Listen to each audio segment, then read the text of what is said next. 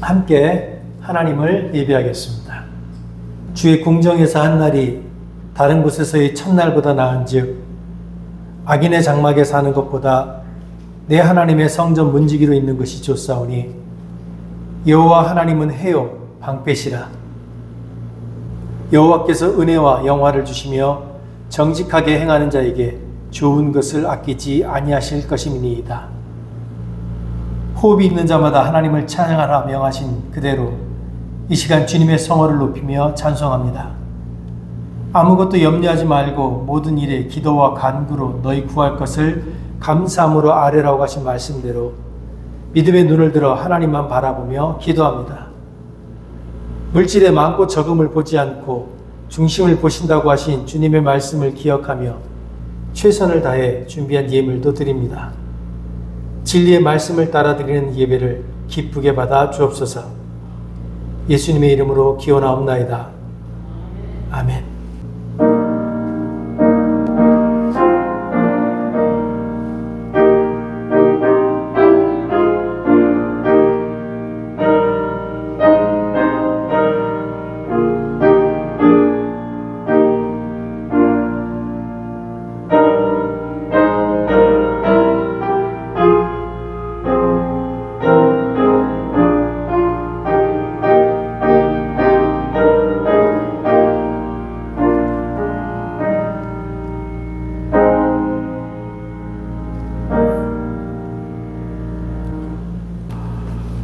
송정락 장로님 기도하실 때 다 함께 기도하겠습니다.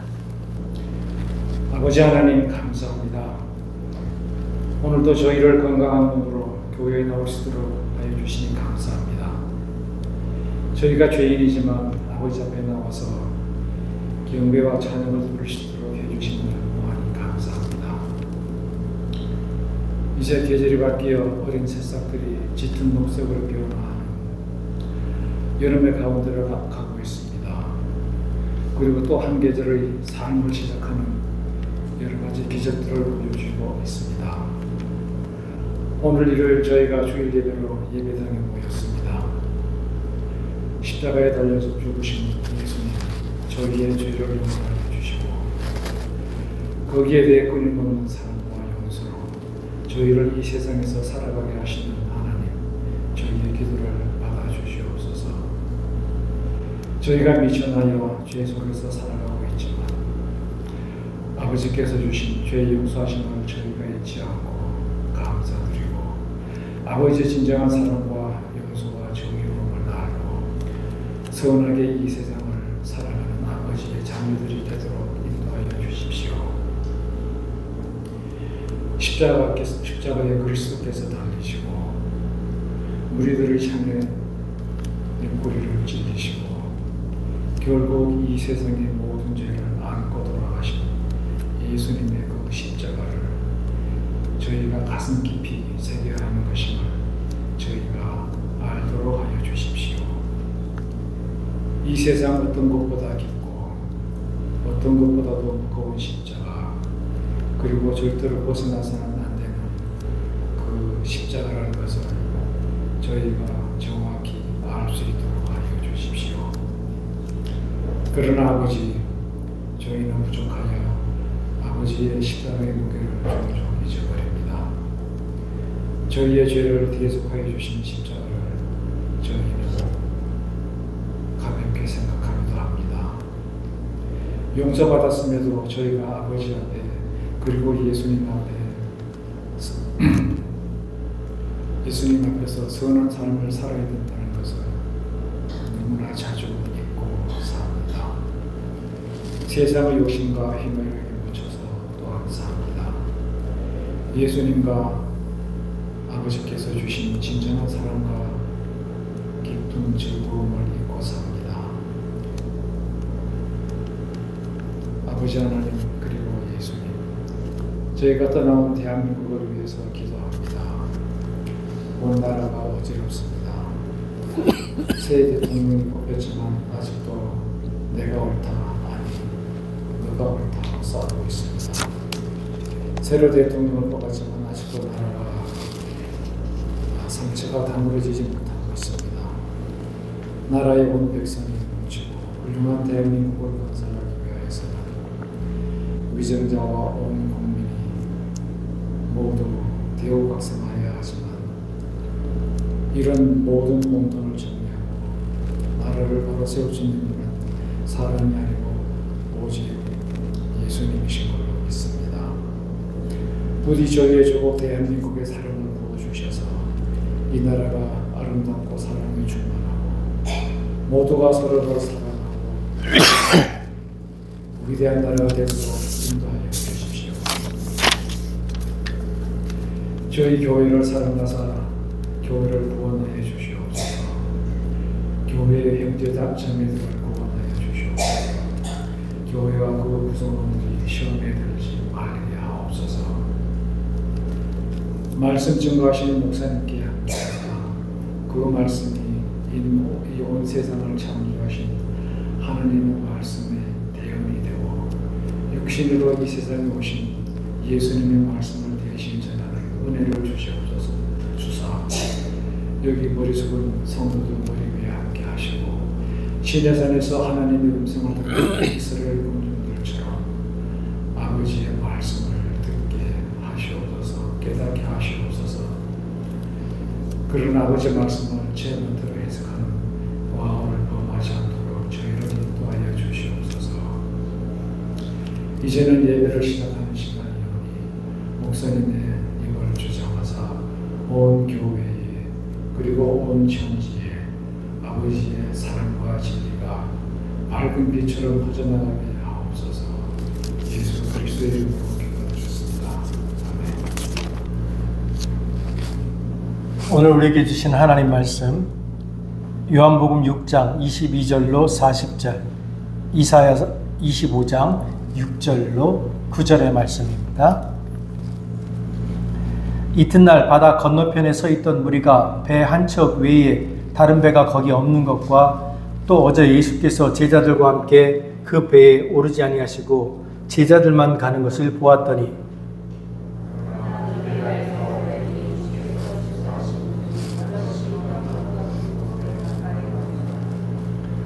무리가 거기에 예수도 안 계시고 제자들도 없음을 보고 곧 배를 타고 예수를 찾으러 가버나움으로 가서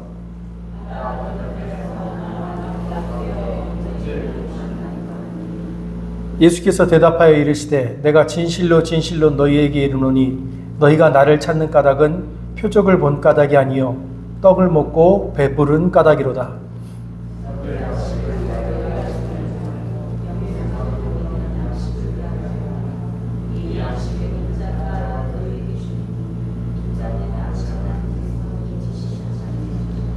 그들이 묻되 우리가 어떻게 하여야 하나님의 일을 하오리이까?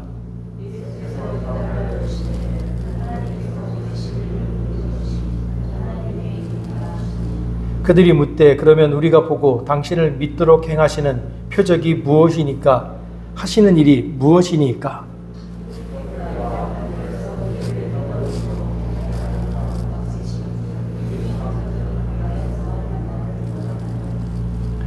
예수께서 이르시되 내가 진실로 진실로 너희에게 이르노니 모세가 너희에게 하늘로부터 떡을 준 것이 아니라 내 아버지께서 너희에게 하늘로부터 참떡을 주시나니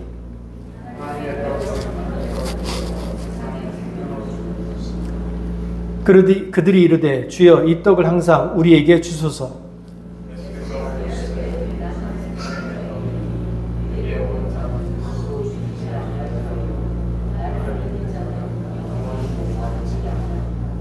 그러나 내가 너희에게 이르기를 너희는 나를 보고도 믿지 아니하는도다 하였느니라.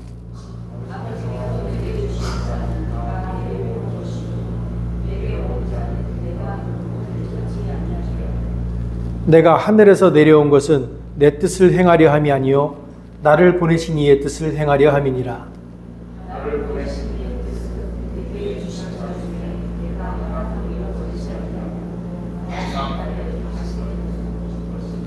함께 있습니다. 내 아버지의 뜻은 아들을 보고 믿는 자마다 영생을 얻는 이것이니 마지막 날에 내가 이를 다시 살리리라 하시니라. 이사야 25장 6절로 9절입니다. 만군의 여호와께서 이 산에서 만민을 위하여 기름진 것과 오래 저장하였던 포도주로 연회를 베푸시리니 곧 골수가 가득한 기름진 것과 오래 저장하였던 맑은 포도주로 하실 것이며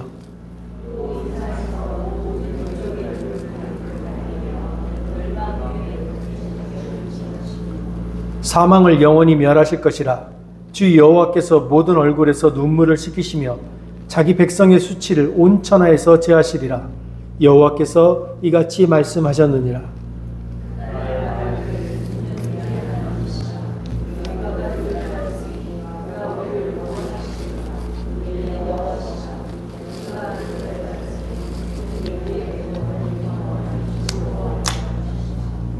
아멘.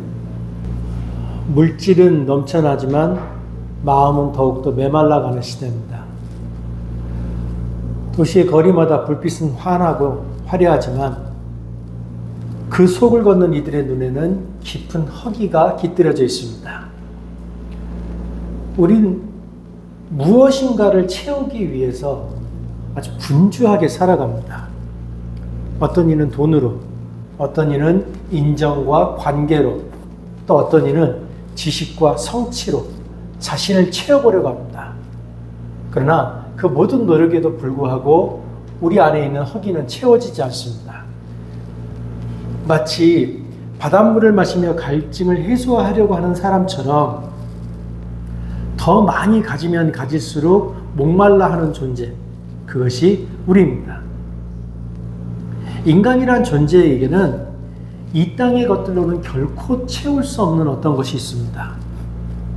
인간의 갈망은 이 땅의 것들로는 충족되지 않기 때문에 우리는 결국 그 갈망 앞에서 고개를 숙이게 됩니다. 우리 영혼은 결코 이 땅의 것들로 만족할 수 없습니다. 왜냐하면 우리는 하나님을 위해 지어진 존재이기 때문입니다. 그래서 C.S. 루이스는 이렇게 말합니다.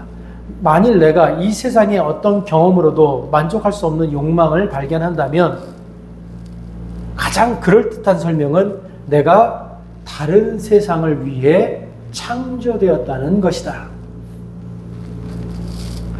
예수님은 삶의 갈증과 마음의 허기를 인해서 지쳐있는 우리들에게 자기 자신을 나는 생명의 떡이다 라고 선언하시면서 자신의 생명을 우리에게 주시겠다라고 선언하십니다. 오늘 우리는 그 예수님 앞에 서 있습니다. 오늘 본문 바로 전에 예수님께서 물고기 5마리와 물고기 2마리와 보리떡 5개로 5,000명을 먹인 사건이 나옵니다. 그런데 이 기적은 단순히 사람들의 배를 불리게 했던 사건이 아니었습니다. 그거는 하나님의 나라가 이 땅에 임했다는 복음의 징표였고 하늘에서부터 내려온 생명의 은혜가 여기 있다는 표적이었습니다. 그러나 이 기적이고 복음의 징표였던 이 표적이었던 것을 바라보는 이스라엘 사람들의 시선은 하나님의 기대와는 전혀 달랐습니다. 하나님은 이 표적을 통해서 인간이 가지고 있는 그 존재의 문제를 해결하기를 원하셨지만 사람들은 이 표적이 단순히 기적이 되어서 자신들의 배고픔을 해결해 주기를 원했습니다. 그래서 예수님은 자신을 찾아온 그 사람들을 향해 이렇게 말씀하십니다. 너희가 나를 찾는 것은 표적을 본 까닭이 아니요 떡을 먹고 배부른 까닭이라. 그러나 예수님의 이 말씀은 사실은 사람들을 책망하는 말씀이라기보다는 예수님이 바라보고 계신, 예수님이 직면하고 계신 그 현실을 향한 예수님의 깊은 슬픔이 담긴 독백이라고 보는 게 맞습니다. 그래서 예수님은 다시 사람들에게 이렇게 말씀하십니다. 썩을 양식을 위해 일하지 말고 영생하도록 있을 양식을 위하여 하라. 또 나는 생명의 떡이니 내게 오는 자는 결코 줄이지 아니할 것이요 나를 믿는 자는 영원히 목마르지 아니하리라 라고 말씀하십니다. 예수님의 이 말씀은 단순히 종교적 위로가 아닙니다. 예수님의 이 말씀은 내가 너희 존재의 문제를 해결해 주겠다라고 하는 선언입니다. 예수님은 오늘 우리를 초청하고 계시고 그 초청의 말씀을 들은 우리는 그 말씀에 대하여 응답해야 합니다. 오늘 우리가 이 교회에 나와서 구하는 것은 떡입니까? 아니면 생명입니까? 오늘 우리에게 예수님은 도구입니까? 아니면 목적입니까? 사랑이라고 하는 건 단순한 감정이 아닙니다. 그것은 하나님의 본질이면서 하나님을 아는 사람의 정체성입니다. 그래서 요한은 사랑하는 자들아 우리가 서로 사랑하자. 사랑은 하나님께 속한 것이니 사랑하는 자마다 하나님으로부터 나서 하나님을 알고 사랑하지 아니하는 자는 하나님을 알지 못하나니 이는 하나님은 사랑이시니라. 이 말씀은 단지 도덕적 요청이 아니라 신앙의 존재론적인 선언입니다. 하나님을 아는 자는 사랑하게 되어 있고 사랑은 곧 하나님을 드러내는 삶의 방식입니다. 우리는 사랑하라는 명령 이전에 사랑을 받은 자로 부름받았습니다.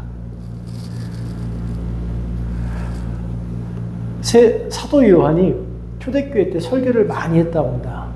많이 하는데 늘 강대에 올라가면 이렇게만 했답니다. 서로 사랑하라.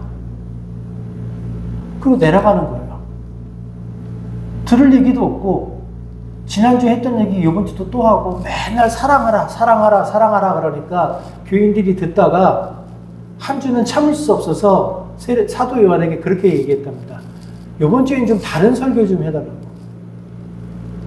그랬더니 사도 요한이 그날은 새로운 설교를 했답니다. 내가 너희에게 새 계명을 주노니 서로 사랑하라.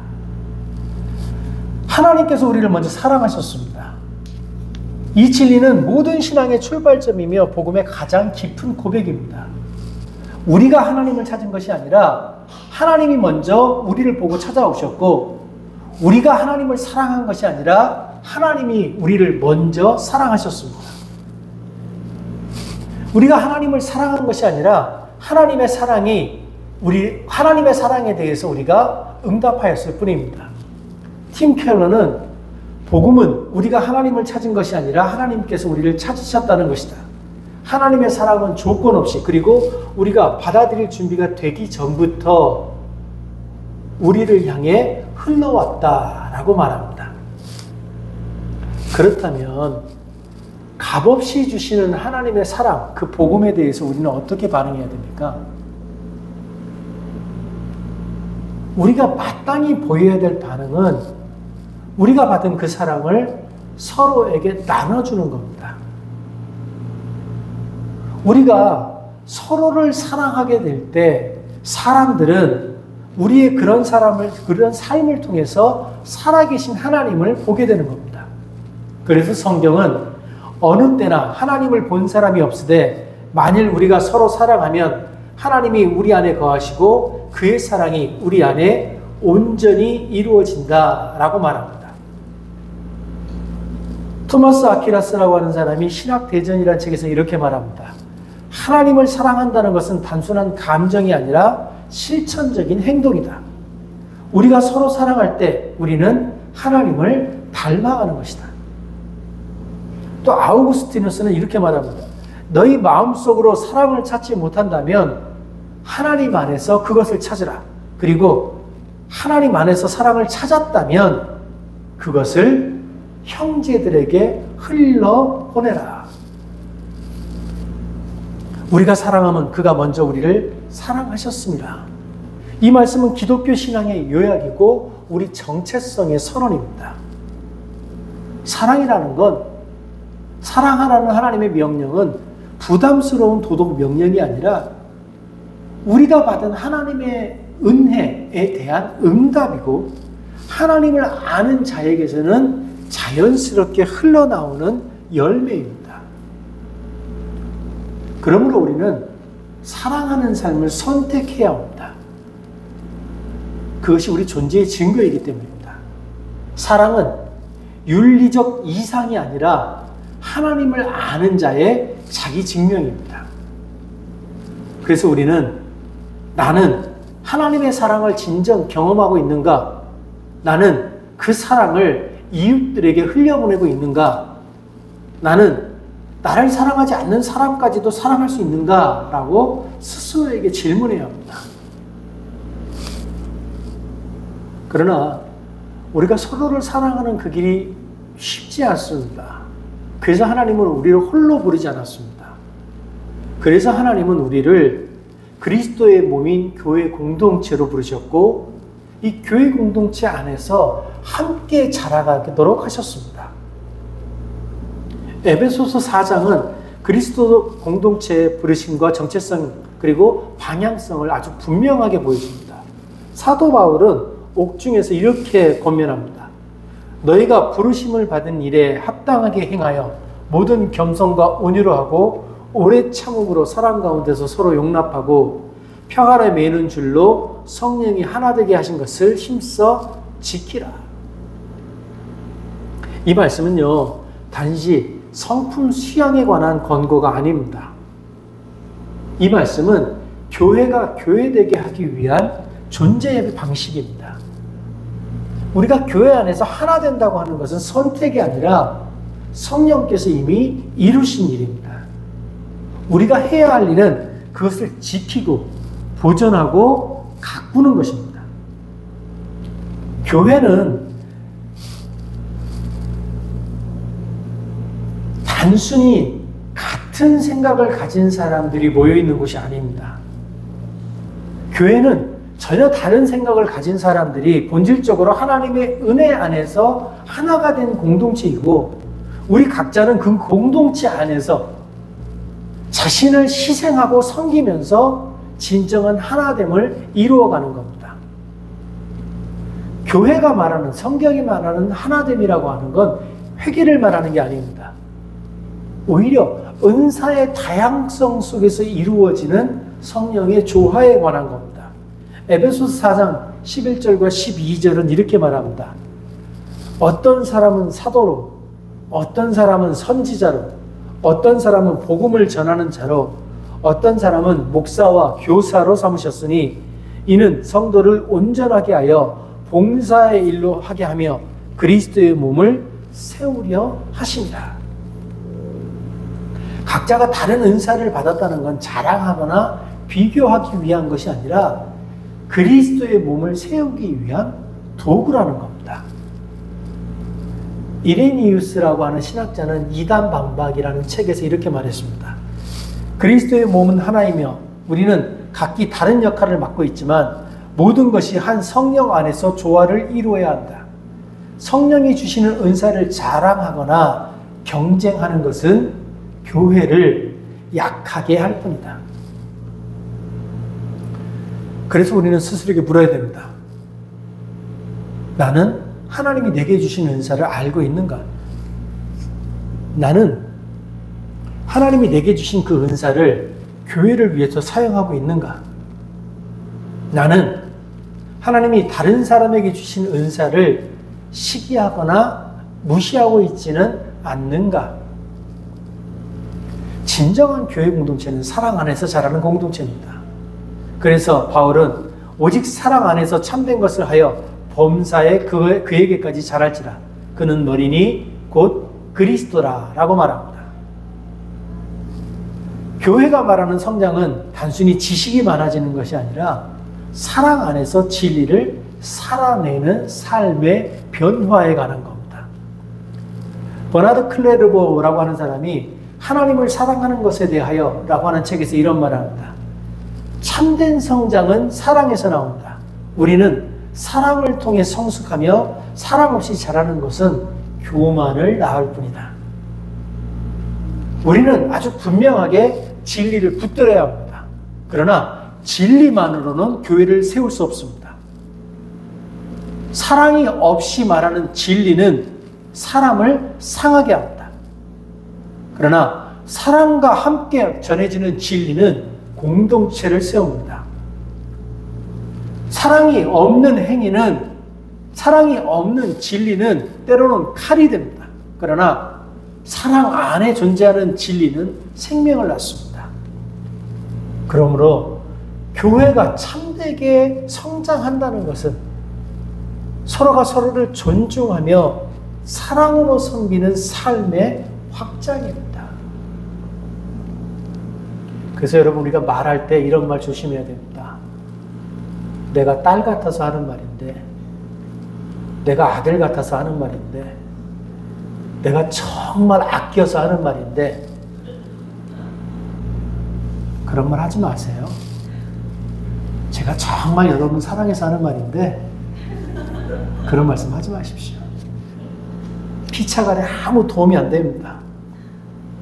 우리는요, 다양한 성격, 다양한 배경, 다양한 은사를 가지고 있지만 한 성령 안에서 부르심을 받았습니다. 하나님이 주신 그 은사를 서로를 위해서 사용하고 사랑으로 그리스도의 몸을 세워갈 때 우리 교회는 세상 속에서 하나님의 사랑을, 하나님의 나라를 증거하는 공동체가 되는 겁니다. 이것이 바로 성숙한 교회의 모습이고 우리가 부르심을 따라 걸어가야 할 길입니다. 하나됨을 위해서 힘써 지키고 은사를 따라서 자신의 은사를 사용해서 서로를 세우고 사랑 안에서 자라가야 합니다. 우리가 그 길 위에 있을 때 그리스도께서 우리와 함께 하십니다. 그렇게 그리스도께서 우리를 위해서 베푸신 그 구원은 우리가 죽은 후에 다가올 먼 미래에 관한 일이 아닙니다. 그리스도께서 우리를 위해서 베풀어 주신 그 구원은 지금 여기에서 시작되고 있는 현실이고 예수 그리스도 안에서 완성되어 가고 있는 생명의 이야기에 관한 겁니다. 그래서 이사야는 이렇게 말합니다. 우리는 그의 구원을 기뻐하며 즐거워할 것이다. 그 기쁨은 세상이 줄 수 있는 어떤 조건적인 감정이 아니라 하나님의 신실하심의 약속 내려져 있는 아주 뿌리 깊은 기쁨에 관한 겁니다.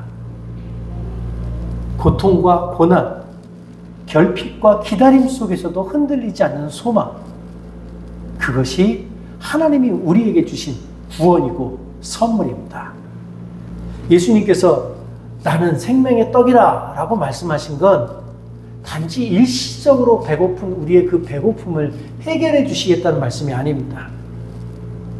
그분은 우리의 존재 전체를 회복시키고 우리를 하나님과의 온전한 관계로 이끄시는 영원한 생명의 양식입니다. 그분을 믿는 자는 다시 줄이지 않고 그분께 나오는 자는 영원히 목마르지 않습니다. 이 복음 앞에서 우리는 스스로에게 물어봐야 합니다. 나는 예수님을 생명의 떡으로 받았는가? 아니면 여전히 세상의 만족을 쫓고 있는가? 나는 하나님의 사랑을 실천하며 살고 있는가? 판단과 거리보다 용납과 섬김을 선택하고 있는가? 나는 하나님의 구원을 확신하며 기쁨으로 살아가고 있는가? 불안과 두려움이 아닌 하나님의 약속이 나를 이끌고 있는가? 바울은 에베소서에서 이렇게 권면합니다. 너희가 부르심을 받은 일에 합당하게 행하여 평안에 매는 줄로 성령이 하나 되게 하신 것을 힘써 지키라. 우리는 부르심을 받은 사람들입니다. 예수님을 통해 생명의 떡을 먹는 자들, 하나님의 사랑 안에 거하는 자들, 하나님의 구원잔치를 기다리는 자들입니다. 때문에 우리는 예수님을 의지하며 사랑 안에서 하나됨을 이루는 삶을 살아가야 합니다. 그리고 언젠가 그 큰 잔치에 함께 앉게 될 그날을 소망하며 오늘도 믿음으로, 기쁨으로 서로 사랑하며 걸어갈 수 있게 되기를 바랍니다. 기도하겠습니다.